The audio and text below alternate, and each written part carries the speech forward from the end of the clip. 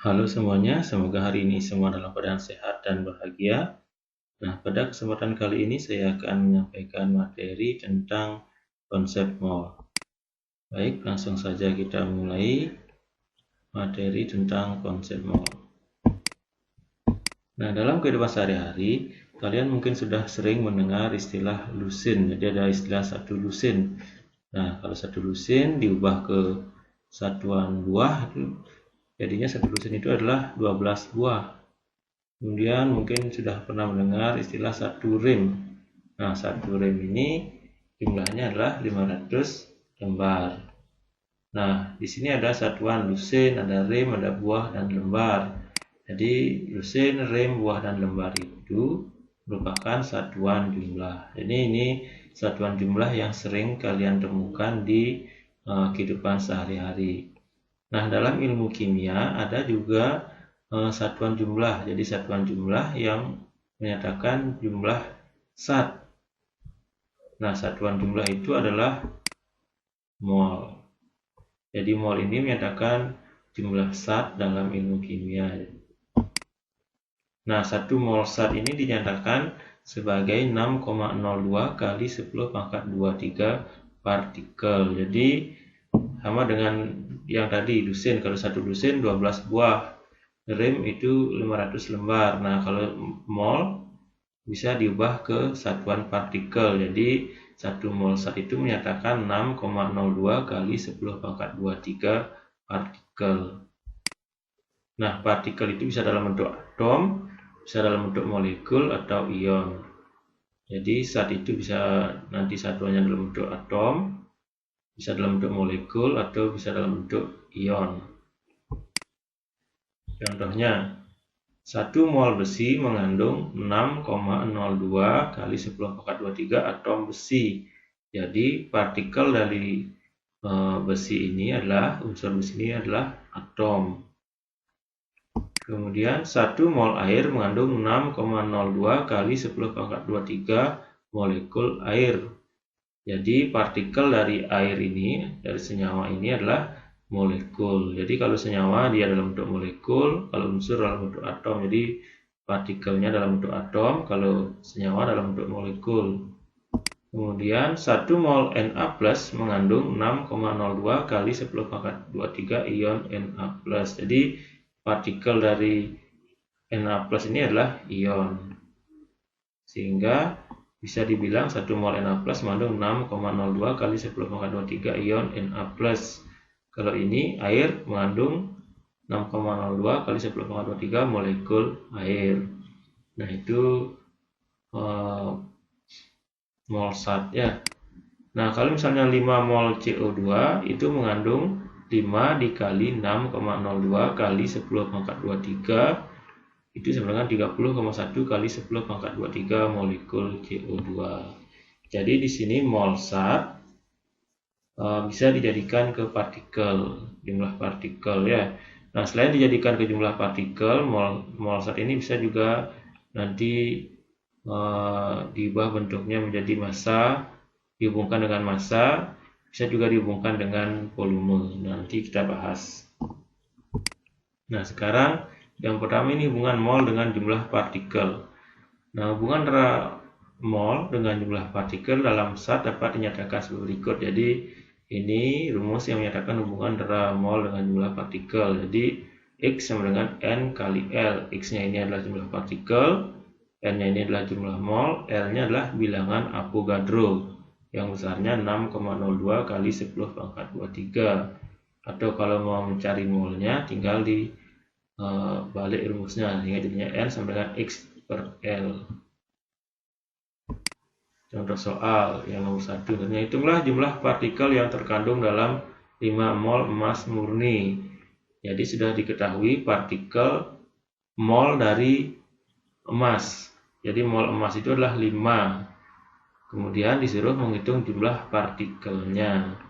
Sehingga bisa dibuat di sini yang nomor 1, X sama dengan N dikali L. Jadi X-nya ini jumlah partikel, dicari N-nya mol emasnya 5, dan L-nya bilangan Avogadro 6,02 kali 10 pangkat 23. Sehingga bisa dihitung X sama dengan 5 kali 6,02 kali 10 pangkat 23. Itu sama dengan 30,1 kali 10 pangkat 23. Dan kalau dipindahkan komanya ke depan, jadinya 3,01 kali 10 pangkat 24 atom emas. Jadi partikel dari emas itu, unsur emas adalah atom. Kemudian yang kedua, hitunglah jumlah partikel dalam 0,75 mol NH3. Jadi molnya sudah diketahui 0,75, disuruh mencari jumlah partikelnya. Jadi yang nomor 2 rumusnya sama, X sama dengan N dikali L. Jumlah partikelnya dicari, N-nya 0,75 dan L-nya bilangan Avogadro. Jadi 0,75 dikali 6,02 kali 10 pangkat 23. Itu sama dengan 4,515 kali 10 pangkat 23 molekul NH3. Kemudian yang ketiga, hitunglah banyaknya mol air yang mengandung 3,01 kali 10 pangkat 22 molekul air. Jadi di sini sudah diketahui jumlah partikelnya. Yang dicari adalah molnya, sehingga rumusnya yang digunakan N sama dengan X dibagi L. X-nya 3,01 kali 10 pangkat 22 dibagi bilangan Avogadro. Hasilnya 0,05 mol. Jadi karena yang dicari mol, jadi satuannya mol di sini. Nah, ini di mana dapat 0,05, nanti silakan yang masih bingung dapat 0,05 ini silakan dibuka-buka lagi buku matematikanya. Jadi pembagian bilangan berpangkat ini. Udah, itu tentang hubungan mol dengan jumlah partikel. Kemudian selanjutnya hubungan mol dengan massa. Nah, dalam mempelajari hubungan mol dengan massa, ada beberapa istilah yang harus kalian ketahui dulu. Jadi ada yang namanya massa atom relatif. Jadi massa dari suatu atom. Massa atom relatif itu adalah massa dari suatu unsur. Itu adalah perbandingan massa satu atom unsur terhadap 1/12 kali massa satu atom karbon. Jadi untuk mencari massa atom relatif suatu unsur itu diperbandingkan dengan massa dari atom karbon yang massanya 12 atau isotop karbon C12. Nah, ini digunakan sebagai perbandingan karena atom karbon C12 ini memiliki massa yang stabil. Jadi ini yang paling stabil. Jadi massa atom relatif itu merupakan perbandingan dari massa suatu atom unsur tersebut terhadap 1/12 kali massa suatu atom karbon 12 atau C12. Jadi untuk mencari massa atom relatif suatu unsur atau AR, misalnya unsurnya X, jadi ARX-nya dicari dengan massa atom X dibagi 1/12 massa atom C12. Jadi itu untuk mencari AR, massa atom relatif. Kemudian ada massa molekul relatif. Massa molekul relatif ini dapat dihitung dengan menjumlahkan AR dari atom-atom yang membentuk molekul tersebut. Jadi MR itu adalah jumlah dari AR atom penyusun. Misalnya senyawa CO2, jadi dijumlahkan CO2 itu disusun dari C dan O, jadi jumlahkan ARC tambah 2 kali atom O karena O nya ada 2, atau ARC tambah ARO tambah ARO karena O nya 2, jadi dijumlahkan AR dari atom penyusunnya. Kemudian ada istilahnya massa molar. Massa molar ini menyatakan massa yang dimiliki oleh satu mol zat. Massa satu mol zat sama dengan massa molekul relatif zat tersebut dengan satuan gram per mol. Nah, itu istilah-istilah yang harus diketahui dalam mempelajari hubungan mol dengan massa. Nah, ini ada contoh untuk mencari MR ya. Jadi sudah diketahui AR-nya, jadi RH1O16, C12, S32 dan N14. Hitunglah MR dari O2, CO2, NH42, CO3 dan CH3, COOH. Nah, yang nomor 1 MR dari O2. O2 ini disusun oleh 2 atom O, jadi MR-nya 2 kali ARO. Jadi 2 kali 16 sama dengan 32. Kemudian yang kedua CO2. Jadi tersusun dari 1 atom C dan 2 atom O. Sehingga MR-nya adalah ARC tambah 2 kali ARO, karena O-nya ada 2. Jadinya ARC 12, O-nya 16, jadi 12 tambah 2 kali 16. Jadi 12 tambah 32. MrCO2 44. Kemudian MrNH4 2CO3. Jadi di sini jumlah N-nya ada 2, jadi 2 kali ARN. H-nya ada 4 kali 2 ada 8, jadi 8 kali ARH. C-nya 1, berarti tambah ARC tambah 3 kali ARO, karena O-nya ada 3. Sehingga jadinya 2 kali 14 tambah 8 kali 1 tambah ARC 12 tambah 3 kali 16 ARO 16. Itu 28 tambah 8 tambah 12 tambah 48, itu hasilnya 96 gram per mol. Kemudian yang terakhir CH3COOH. Jadi ini tersusun dari 2 atom C, 4 atom H, dan 2 atom O. Jadi 2 kali ARC tambah 2 kali ARO tambah 4 kali ARH. Jadi 2 kali 12 tambah 2 kali 16 tambah 4 kali 1. Hasilnya itu adalah 60 gram per mol. Nah, itu cara mencari MR. Nah, ini digunakan kalau kalian mau mencari hubungan remol dengan massa, ya, karena hubungan dengan mol massa itu sebagai berikut. Jadi N sama dengan M dibagi AR, atau mol sama dengan massa dibagi AR, atau mol sama dengan massa dibagi MR. Nah, kapan ini digunakan bagi AR? Kalau dia dalam bentuk atom. Jadi kalau mencari mol dalam bentuk atom digunakan AR.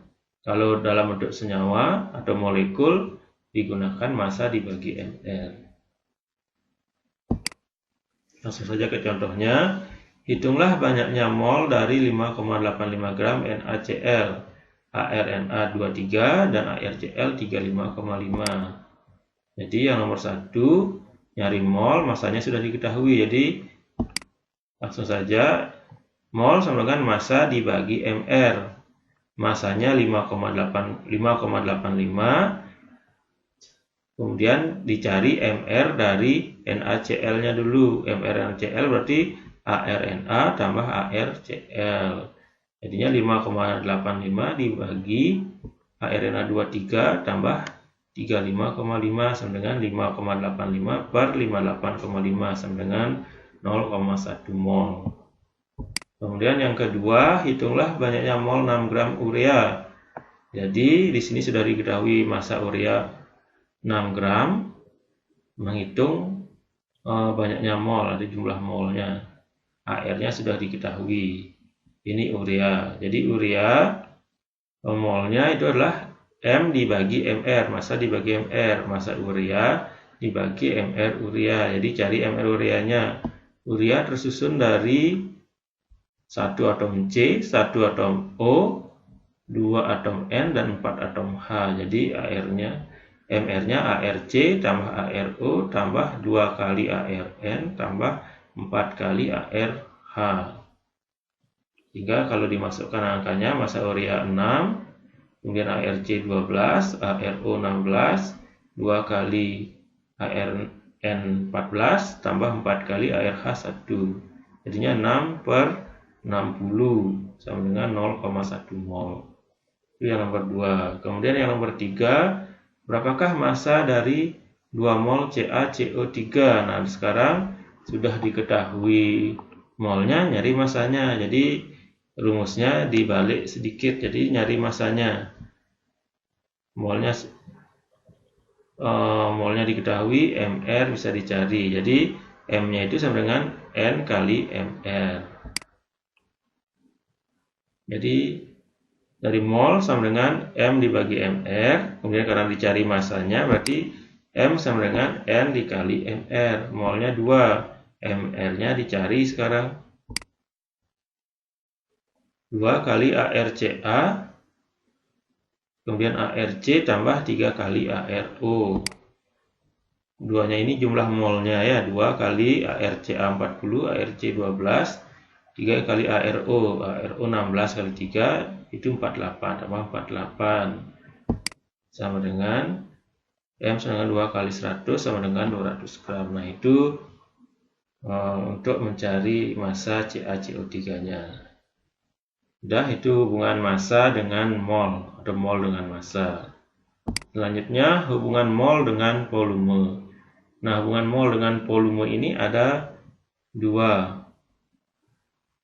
Jadi, ada dalam keadaan standar, ada dalam keadaan non-standar. Nah, kalau keadaan standar, itu adalah suhunya 0 derajat Celcius, tekanannya 1 atmosfer, itu namanya keadaan standar. Nah, kalau keadaan non standar berarti suhu dan tekanannya di luar dari keadaan standar ini, suhu 0 derajat, tekanan 1 atmosfer. Nah, kalau dalam keadaan standar, hubungan mol dengan volume dirumuskan N sama dengan volume zat dibagi volume molar zat. Nah, volume molar zat itu adalah besarnya 22,4. Sehingga N ini sama dengan volume dibagi 22,4. Nah, kemudian kalau dalam keadaan non-standar, hubungan mol dengan volume itu adalah seperti ini. PV sama dengan nRT. Nah, ini P-nya ini tekanan, V-nya volume, satuannya liter, N-nya mol, R-nya itulah tetapan gas, ini besarnya 0,082, jadi R-nya 0,082. T-nya suhu dalam satuan Kelvin. Atau kalau mau cari molnya, tinggal di balik rumusnya, N sama dengan PV per RT. Jadi tekanan kali volume dibagi tetapan gas kali suhu. Nah, itu hubungan mol dengan volume. Jadi ada dalam keadaan standar, ada dalam keadaan non standar. Jadi kalau standar, N itu sama dengan V per 22,4. Kalau non standar, itu rumusnya PV sama dengan nRT. Nah, contoh soal. Hitunglah banyaknya mol dari 5,6 liter gas CO2 pada keadaan STP. Nah, keadaan STP ini adalah keadaan standar. Jadi, suhu dan tekanan standar STP, standar temperature and pressure. Jadi, suhu dan tekanan yang standar. Jadi, ini menggunakan rumus hubungan volume dengan mol pada keadaan standar. Sehingga bisa digunakan rumus N sama dengan V per 22,4. Volumenya 5,6 dibagi 22,4 itu sama dengan 0,25 mol. Nah, itu yang pertama. Yang kedua, hitunglah banyaknya mol gas NO2 dengan volume 1,66 liter pada tekanan 3 atmosfer dan suhu 30 derajat Celcius. Nah, ini bukan keadaan standar. Jadi kalau keadaan standar itu suhunya 0 derajat, tekanannya 1 atmosfer. Ini sudah bukan keadaan standar. Jadi rumus yang digunakan adalah VV sama dengan nRT, atau N sama dengan, ini nyari molnya, itu N sama dengan VV per RT.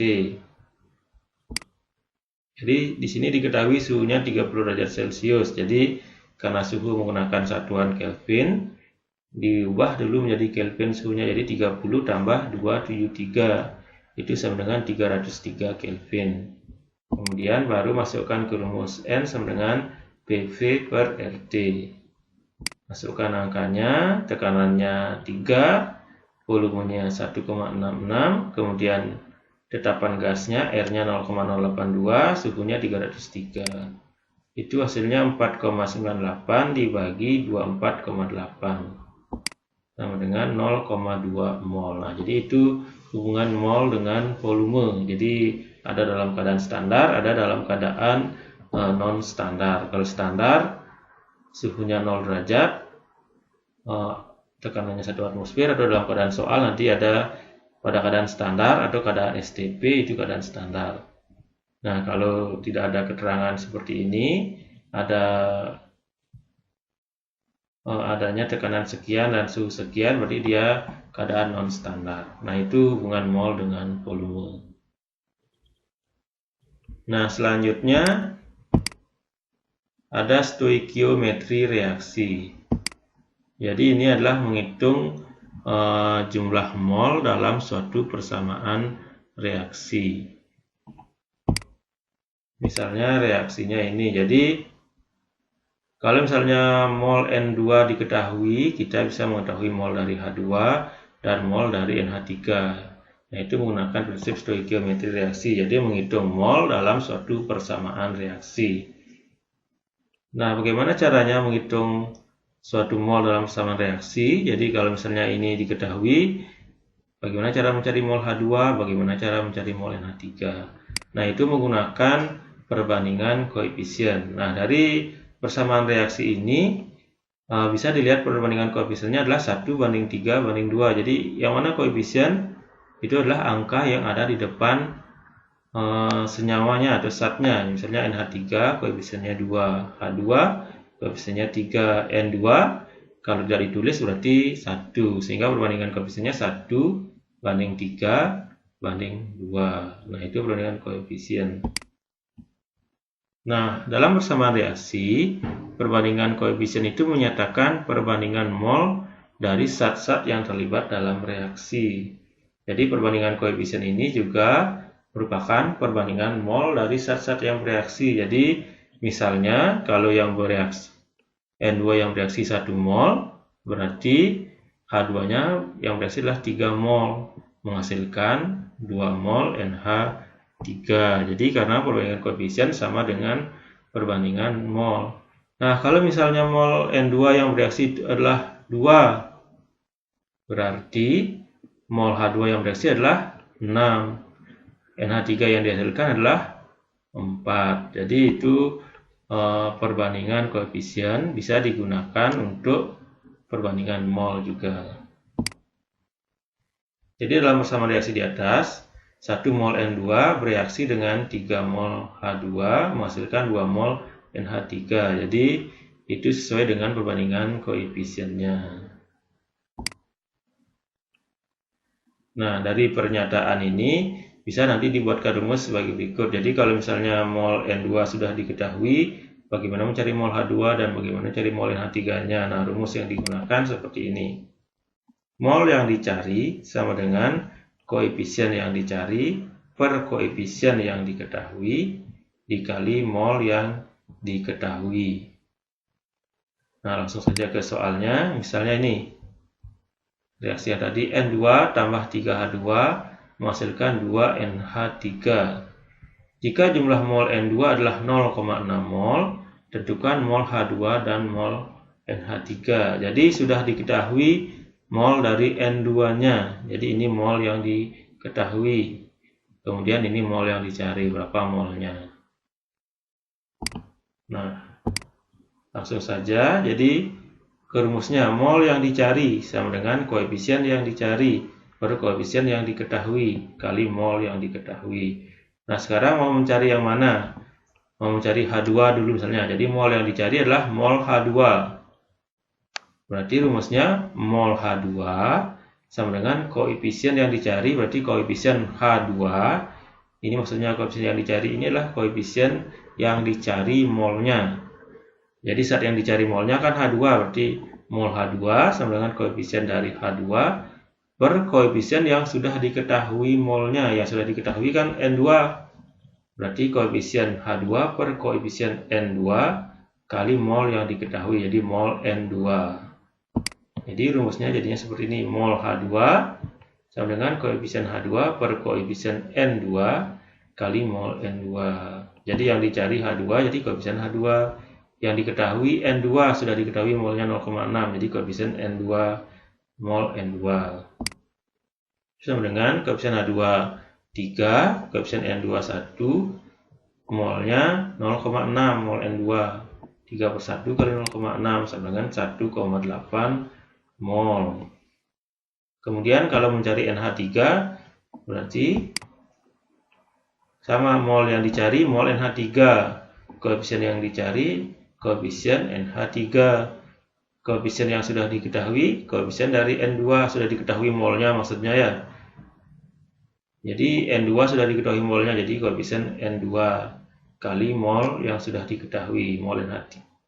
Mol yang diketahui mol N2 ini ya maksudnya ya, bukan mol NH3, ini mol N2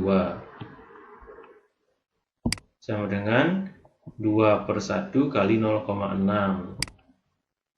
1,2 mol. Jadi ini ada kesalahan lagi, ini mol NH3. Mol NH3 sama dengan 2/1 kali 0,6. Jadi koefisiennya NH3 2, koefisiennya N2 1 kali mol N2-nya 0,6. 2/1 kali 0,6 sama dengan 1,2. Jadi itu mol NH3. Kemudian contoh berikutnya, aluminium larut dalam larutan asam sulfat menghasilkan larutan aluminium sulfat dan gas hidrogen. Persamaan reaksinya sebagai berikut. Berapa mol gas hidrogen dan mol larutan aluminium sulfat yang dihasilkan jika digunakan 0,5 mol aluminium. Jadi aluminiumnya sudah diketahui molnya. Nah, tadi saya lupa menjelaskan, seharusnya di awal dalam mengerjakan soal seperti ini harus dicek persamaan reaksinya dulu sudah setara atau belum. Jadi kalau sudah setara baru bisa mencari dengan rumus itu ya. Nah, sekarang ini dicek dulu sudah setara atau belum. Jadi lihat di kiri dan di kanan tanda panah sudah sama nggak jumlah zatnya atau jumlah unsurnya. Jadi ini Al-nya ada 2, di sini Al-nya 2 juga. H-nya ada 6, di sini ada 6. S-nya ada 3, S-nya juga 3. O-nya 12, O-nya 12. Jadi sudah sama, kiri kanan sudah sama, jadi sudah setara. Jadi sudah bisa dikerjakan soalnya. Nah, yang dicari adalah mol gas hidrogen dan mol aluminium sulfat jika digunakan 0,5 mol aluminium. Jadi aluminiumnya 0,5 mol. Ini sudah diketahui. Jadi mol yang sudah diketahui 0,5 mol aluminium. Yang dicari H2 dan aluminium sulfat. Jadi mol yang dicari sama dengan koefisien yang dicari per koefisien yang diketahui. Nah, koefisien yang dicari inilah koefisien yang dicari molnya. Koefisien yang diketahui molnya. Mol yang diketahui. Jadi mol yang dicari adalah mol gas hidrogen, jadi H2. Di mol H2 sama dengan koefisien dari H2 karena ini yang dicari per koefisien yang sudah diketahui molnya. Yang sudah diketahui molnya kan Al. Berarti koefisien Al, koefisien H2 per koefisien Al kali mol Al. Jadi ini yang sudah diketahui. Koefisien H2-nya 3, Al-nya 2 kali 0,5 mol Al. Itu sama dengan 0,75 mol.